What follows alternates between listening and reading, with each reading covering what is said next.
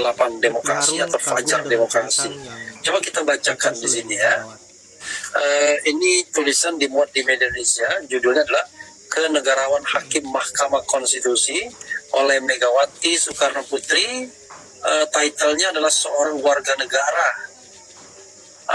Indonesia. Luar biasa ya. Coba kita bacakan, luar biasa tulisannya. Nanti saya agak teatrikal sendiri. Wah, dia mau masuk ferry setelah ngantri hampir 12 jam ya. Oke. Di tengah penantian lahirnya keadilan sejati di Mahkamah Konstitusi, perhatian saya tertuju pada sebuah patung Dewi Keadilan. Patung itu ditaruh di samping meja ruang rapat kediaman saya agar mengingatkan pentingnya keadilan hakiki tanpa balutan kepentingan lain kecuali keadilan itu sendiri. Patung Dewi Keadilan yang saya beli ketika berada di Amerika Serikat itu mengandung beberapa pesan kuat. Pertama, mata Dewi Keadilan tertutup kain. Mata tertutup menghadirkan keadilan gelap agar tak tersilaukan oleh apa yang dilihat. Dengan mata tertutup itu terjadi dialog dengan hati nuraninya dalam memutuskan perkara dengan tidak membedakan siapa yang berbuat. Ini sudah masuk prosesi masuk kapal ya. Kedua, timbangan keadilan sebagai cermin keadilan substantif. Ketiga, pedang yang diturunkan ke bawah menegaskan bahwa hukum bukanlah alat membunuh, tetapi didasarkan pada norma, etika, kesadaran hukum, dan tertib hukum serta keteladanan para aparat penegak hukum. Alangkah indahnya Dewi Keadilan. Tanda seru. Bagi bangsa Indonesia, pentingnya keadilan dalam seluruh kehidupan bernegara tercermin dalam Pancasila. Sebab Pancasila lahir sebagai jawaban atas praktik hidup eksploitatif akibat kolonialisme dan imperialisme. Pancasila merupakan falsafah pembebasan yang terlahir dari dialog kritis antara Bung Karno dan Pak Marhain. Dari situlah gagasan keadilan itu ditempatkan secara ideologis. Keadilan dalam perspektif ideologis harus dijabarkan ke dalam supremasi hukum, budaya hukum, tertib hukum, institusionalisasi lembaga penegak hukum, dan keteladanan aparat penegak hukum menjadi satu kesatuan supremasi hukum. Luar biasa ya. Sumpah Presiden dan Hakim Mahkamah Konstitusi menjadi bagian dari supremasi hukum. Namun bagi Hakim Mahkamah Konstitusi, sumpah dan tanggung jawabnya lebih mendalam dari sumpah seorang Presiden. Karena itulah persyaratan menjadi Hakim Mahkamah Konstitusi juga lebih berat. Ya, ini tidak hanya menjalankan seluruh peraturan perundang-undangan dengan seluruhnya sesuai Undang-Undang Dasar, tetapi juga ditambahkan syarat lainnya, yaitu memiliki sikap kenegarawan.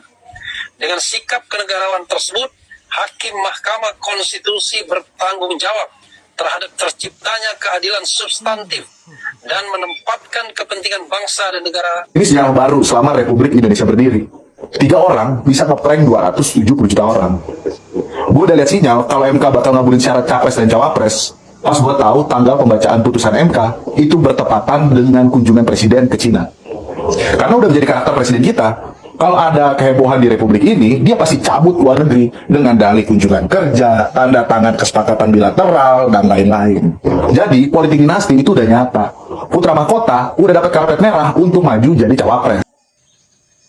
Semakin sempurna kayaknya politik dinastinya Bapak Jokowi saat ini ya. Kalau Gibran wali kota Solo, kemudian kalian mau tahu nggak? Ada isunya kalau Erina, seorang istri dari Kaisang, akan dijadikan bupati Solo. Begitu bro. Sempurna kan? Setelah yang namanya Gibran dijadikan wakil presidennya Prabowo, kemudian istrinya si Kaisang maju menjadi bupati, ya kan? Karena dia menantu presiden, ya enggak?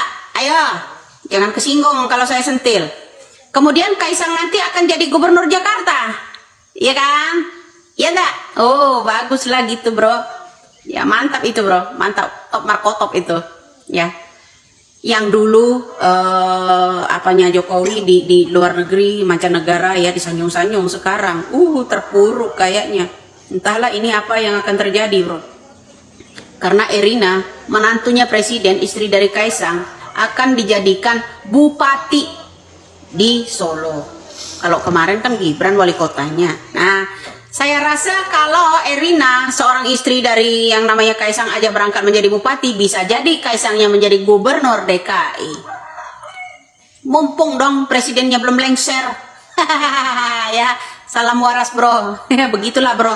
Besok yang namanya istrinya Bobi Nasution ya, bisa jadi yang namanya menggantikan Bobi Nasution menjadi bupati pula. Ya enggak? Ayo. Ya, daftar apa lagi ini Pak Jokowi selanjutnya? Kalau Erina, seorang istri Kaisang aja akan dijadikan bupati Solo, lalu Kaisang akan dijadikan seorang gubernur DKI. Kasihan tuh yang kemarin si siapa itu yang dari Nasdem yang bewok yang kemarin donaturnya Formula E Saroni.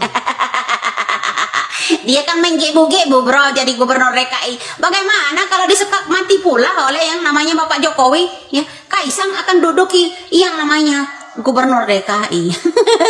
Saya kira seperti itu bro. Kalau istrinya aja akan dijadikan yang namanya bupati Solo, ya bisa jadi yang namanya Kaisang gubernur DKI. Salam politik dinasti keluarga.